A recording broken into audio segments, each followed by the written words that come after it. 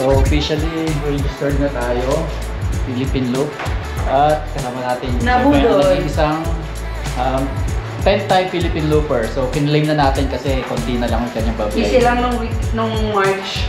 Ayan, so Pilipinas na ako guys. Isang babae, PWD pa na 10 times Philippine Looper. Sure na solo kahit pagtanong mo solo pa yun. So siya yung isa sa mentor natin. Actually siya lang naman talaga eh. Kaya nga tayo nainggan niya. At ganoon din sa Cordillera, siya din yung ating nagiging mentor. So yan guys, so kung gusto nyo mag-register sa Philippine Loop, punta lang kayo dito sa ATPI office. So si Philippine Loop, meron din kaming ibang event. Ito yung Cordillera, which is nakapaglaro ka na rin, right? So Cordillera Level 1, that's 4,816 curves. And then Cordillera Level 2, 8,747 curves. Cordillera Level 3, 11,542 curves, and Level 4, 12,078. At pag talaga medyo katulad na kitang adik, pwede ka na mag-Level 5. That's 3,925 curves with extreme na ruta. So, siya lang tumapos lahat nun. Level 1 hanggang Level 5. So tayo Level 1 lang, tapos first time pa tayo. Level 2, magle-Level 2 ka na din. Oo, magle-Level 2 tayo pag natapos natin Philippines. Siguro same year lang din. So, thank you sa ating mentor at kasama natin sa pag-register. Ayan. Philippine Looper, I am Jamit. So, wala nang urungan to. Tuloy-tuloy na to. No? Gawin natin siguro ngayong first week ng May. So, preparation tayo and then go na agad tayo. Unahin natin. Maganda ba Luzon? Unahin? For me, kahit ano, hindi ako nag-isip kung alin eh. Kung saan ang trip mo, pwede naman mag-Luzon ka na rin. Para ano. Oo, sige. So, Luzon, pero kung mo Luzon sabihin muna. ako para may ano. Oo, bahala na. Pero basta ikutin natin. So, see you guys sa ating mga susunod na video.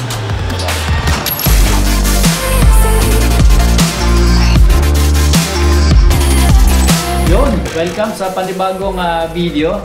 At for today, topic natin is share ko sa inyo yung ating mga preparation at gagamitin, mga dadalhin nating gamit para sa Philippine Loop 2024. So ito, sinuot ko na isang t-shirt, medyo maliit siya. So dalawa ito guys, ito yung isa.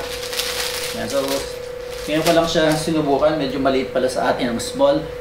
Anyway, so yun guys, lahat ng mga nandito is ito yung mga dadalhin natin sa ating expedition, sa ating journey. At alam niyo naman yung ating biniling motor is specifically para sa ating Philippine Loop. So December ko pa siya binili kasi December pa ako nagpaplano para sa Philippine Loop. Nauna lang yung Boss Ironman kaya medyo na-delay. So yung ating Honda ADV binili talaga natin para sa Philippine Loop. So super excited na ako, tagal natin itong pinaghandaan. Actually dapat last year pa, ADV 150 pa yung ating motor. So ngayon, ADV 160 na at wala nang makapigil sa atin kasi sinet up na natin.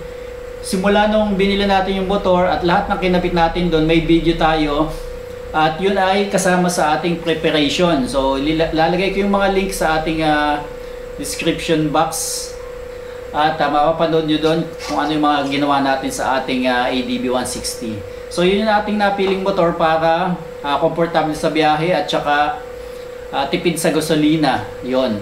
So umpisa natin guys dito sa ating, so nalilito ako, ang dami.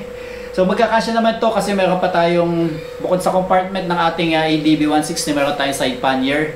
May video din tayo nun. And then meron tayong top box at meron tayong isa pang sling bag na waterproof. So lahat ay hindi mababasa. At itong isa, pinag-iisipan ko pa kung dadalhin ko pa itong para sa waist bag or dito sa harap or pwede sa likod. So maliit lang siya, 5 liters. So ito yung ating matagal nang ginagamit, yung Craig R3. At least maganda ito, waterproof din. So ito yung waist pack natin. So umpisahan natin guys dito sa party dito kasi mas kukunti dito. So sapatos, boots ang gagamitin natin guys, ito. Ayan. So ginamit na rin natin to sa Boss Ironman Challenge 2024. Ayan. So isa sa mga bucket list natin, nagawa na natin yon. At ngayon naman isa sa bucket list din yung Philippine Loop. So solo tayo doon guys, hindi natin alam kung may mga gustong sumali pa o sumama sa atin. So ito yung ating saktong-sakto to, no? So safe, waterproof din siya. Or papasukin din pero napakatagal bago pasukin, siguro talagang malakas na malakas ang ulan. So baba na natin to guys para tapos na tayo sa boots. Syempre helmet, yan. Ito din yung ginamit ko sa Boss Ironman. Ito yung napanalunan natin, may mga video din tayo. So maganda nito guys, napakagaan niya. Kasi carbon fiber siya na mayroong graphics. Ayan guys. So ito yung two-phase. So ginamit natin sa Boss Ironman. So bukod dito, meron tayong spare lens para sa araw. Ito yung sa araw, smoke lens. And then, ito yung para sa araw gagamitin natin. So clear. Wala kasi itong extra visor dito kaya magaan ano. So, yun guys, tapos na tayo sa helmet, extra visor, at baba natin muna dito or lagay natin dito sa likod. And then, eto guys, yung sinasabi ko, ito din yung ginamit natin sa Boss Ironman. So, maganda dito, 100% waterproof siya. So, 20 liters, at maganda dito, mayroong lalagyan ng mga basang damit dito, or kung ano man yung mga mababasa ano dito lang sa ilalim. Tsaka ito rubberized, kumakapit sa upuan. So ilalagay natin ito sa passenger seat sa upuan sa likod. Ayan. So 20 liters, malaki din siya, maraming mailalaman. So lagay natin dito sa baba. And then ito, yun na nga, lagay na natin sa baba. Ito yung paborito nating Crega, waterproof. At yun, meron tayong cellphone guys. So meron tayong tatlong cellphone, isang pang picture, pang navigation, at saka backup na cellphone. So sa intercom, dalawang intercom dala natin, isang Jabber Boss, ito, buksan natin mabilis lang. Ayan, so ito yung isa sa ginagamit natin. So Jabber Boss, shout out sa Jabber. Yan. And then, hindi ko na mention guys, ito. So ito yung matagal na nating Cardo. Hindi natin siya masyado nagagamit. So gamitin natin ngayon, kapalitan ng Jabber. At baka masira na sa katagalan, hindi natin nagagamit yung battery na i-stock ano. And then may chin mount siya dito. Ayan, para sa ating mga camera. And then, so lots of cables at saka GoPro accessories. Mga mounting. So niligay ko dito sa clear. Ayan. So andito lahat. And then syempre yung mga camera natin GoPro. At kung nakita nyo naman, nag-post tayo dati. So sa Facebook, yun yung ating mga dadalhin. So meron tayong GoPro Hero 10, Hero 12, Action 4, at saka Insta360. At saka meron tayong drone. Ito guys. So once ko palang nagagamit to sa Tanay Rizal nung New Year. So binili ko din talaga siya para sa Philippine Loop natin. So ito yung yan. DJI Mini 4 Pro. Ito yung combo. So binila na rin natin siya ng tali sa leeg. Ayan. And then yung controller niya, para hindi na tayo magkabit-kabit sa cellphone. Ito. Kasama controller. Balik muna natin dito. So yung ang dami nating dala kasi plano nating mag-content ano. So maganda yung mga view, pupuntahan natin, chance na nating makapag-content ng maganda, makakuha ng magandang view. So bukod doon sa ating drone, mga action camera, meron tayo ditong tripod kung sakaling talagang wala tayong kasama. So magpipicture tayo, gamit tayong tripod para stable. So mga picture ano, videos. Yan. At syempre, para sa mga backup ng ating memory card, meron tayo ditong laptop. Maliit lang siya guys, pero malaki yung hard drive niya. So mabilis mag-transfer, manipis lang pati siya kaya magaan. So dito natin babackup yung mga files natin, mga picture para siguradong hindi mabubura. Ito natin dito. And then, tapos na tayo guys sa mga camera, laptop. So, dito pa lang nakadagdag na agad ng mga gadget. Siyempre, meron din tayong shades para pag tumigil tayo at mainit ang araw, naka-shades tayo. So, yun yung mga gadget natin guys. So, punta tayo sa... Ayan. Meron tayo ditong yung best kasama sa package. So, nag-post din tayo sa Facebook niyan. Ayan. Maganda ito guys, pinutol ko na no kasi masyadong mahaba. Ang pangit, lalawit-lawit siya habang tumatakbo at medyo nakakasiwa yun, annoying. Tumutunog kasi yung kapag tumatama sa riding jacket natin. So, size large siya. Kasama ito sa package guys. At meron din tayong video nung ating pag-register. Kasama natin yung 10-time Philippine Looper, si Miss Gemily Torres. So, yun yung mentor natin at siya din yung nagsama sa atin sa pag-register. So, kasama itong t-shirt na to, tsaka itong suit ko.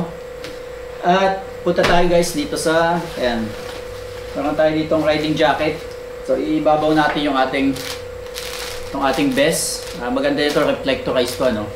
Ayan, yung ating, matagal na rin to guys, magti 3 years na itong ating Tai Chi riding jacket. So, meron siyang padded dito, shoulder, at saka dito sa siko. So, lagay natin dito natin ilagay yung mga gagamitin natin. So, meron tayong dalawang cup, syempre sponsor ng Imprint Custom, ayan. At bukod pa dito sa ating suot ngayon, Corsa. Thank you sa Corsa, sa ating gulong nga pala guys. Nakakabit sa ating ADB 160. So, bagong-bago pa yon. At syempre pinalitan natin ng mas maganda ang performance ng motor na yun. Meron din tayong video nun guys kung paano natin kinabitan. 1 day before, 2 days before tayo mag-take off, mag-change oil tayo ng isa pa. So bukod dito sa t-shirt, meron tayong passport. So dito natin ilalag lahat ng ating mga documentation. So mga biyahe natin, saka dalawang sticker kasama.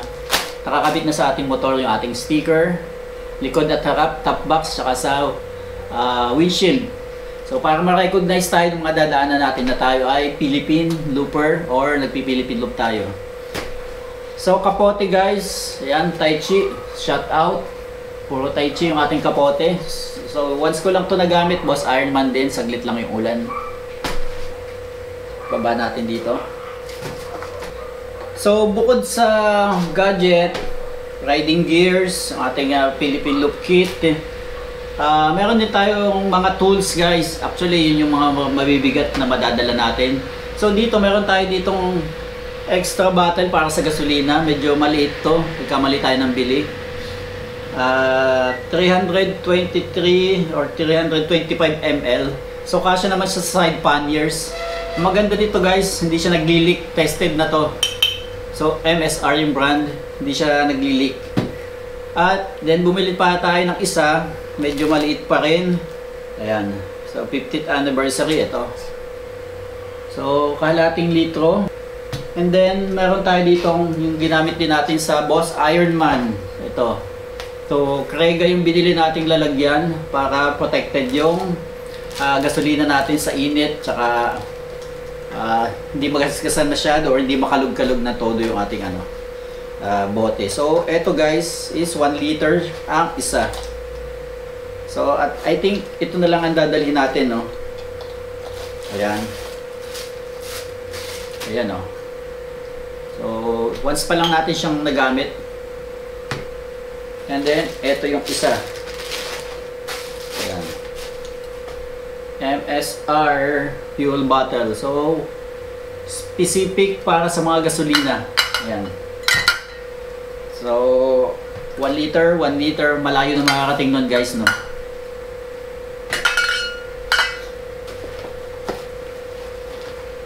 Patong natin dito. And then syempre bukod sa fuel, gasolina, meron din tayong lagay ng tubig.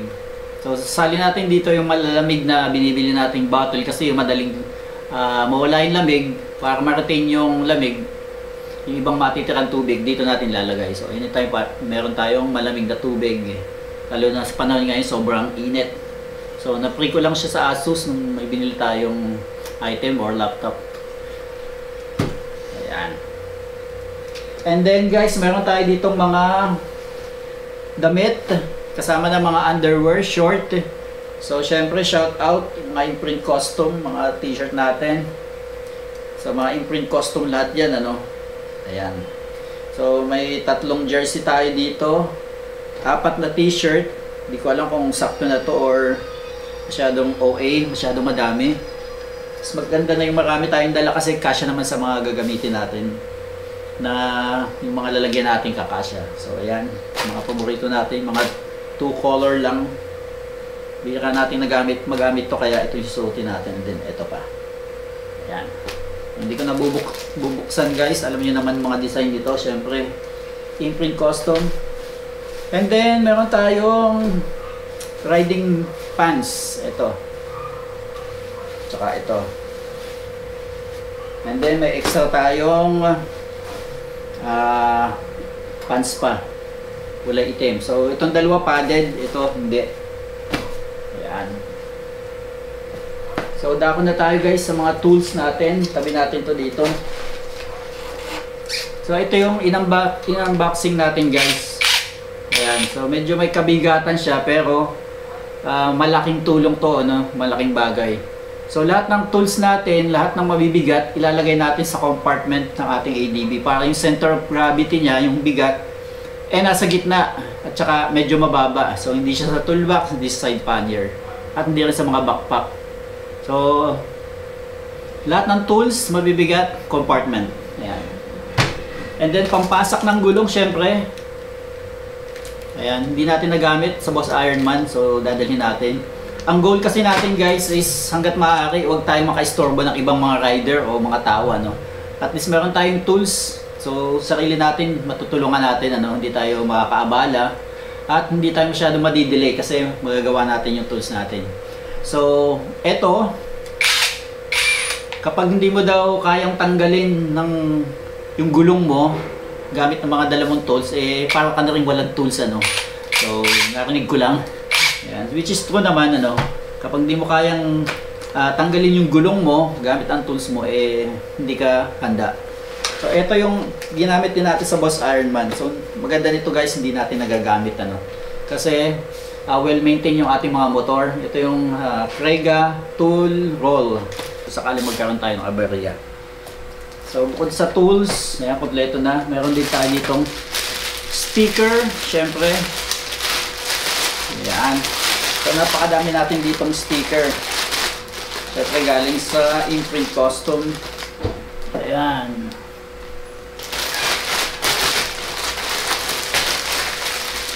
And then meron tayong first aid kit. Ayan. So basic first aid kit. Meron din tayo ditong mga pang personal hygiene, panligo. Ayan, shampoo, toothbrush, toothpaste. And then meron tayong panglinis dito ng helmet. Ayan. So panglinis ng helmet, tsaka pampunas ng windshield ng motor or panlinis ng motor. So maganda dito, nag-absorb siya ng tubig. And then syempre, pagdating sa gulong, meron tayo ditong ito yung pang tire inflator natin na Rock Bros yung brand. Ayan. So maganda dito guys, hindi siya de battery at mas mabilis siyang maghangin kasi nasubukan ko na siya, kahit big bike kaya nito, ano. So maliit lang yung small platform lang siya. And then syempre meron din tayo ditong ayan, laki ng lamesa natin. Eto guys, meron tayong battery charger syempre. Pag nalobat yung battery natin, ayan, may crop clip din. So kailangan lang natin saksak sa outlet, ano. So siguro mga 30 minutes lang full charge agad yung ating battery. And then syempre meron pa tayo ditong ibang meron pala tayo ditong mga tali guys. Ayan, mga naka-ratchet. So meron tayo ditong dalawa. So ano pa ba? Personal insurance pala guys, pinaka-importante sa lahat, ano. So kung babiyahe ka ng malayo, dapat meron kang personal accident insurance. So meron tayong dalawang ganon. At yun ang pinaka-importante para pag halimbawa na disgrasya ka, wag naman sana, ano, is may pampa-hospital ka. So hindi mag-aalala yung pamilya mo at may pang gastos ka sa hospital. So yun yung aking ibig sabihin guys, meron kang insurance at hindi naman maiwasan kahit sino walang magaling sa motor. Kasabihan nga, walang magaling sa motor kapag ikaw nang babanggain ng ibang mga driver, motor, kotse o kung ano pa man yan. So insurance guys, bukod sa insurance ng motor ay yung pang ORCR, syempre dapat kumpleto din yung papel ng motor natin at sunod tayo sa lahat ng batas trapiko.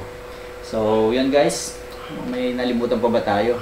So overall, kumpleto na yung gamit natin. Kung may madadagdag man, tingin ko kakasya pa din So madami lang tayong mga gamit, gawa ng ating mga camera, and then mga tools, dabit natin, at talagyan ng gasolina. Yan. At syempre, huwag kakalimutan, dapat may budget kayo.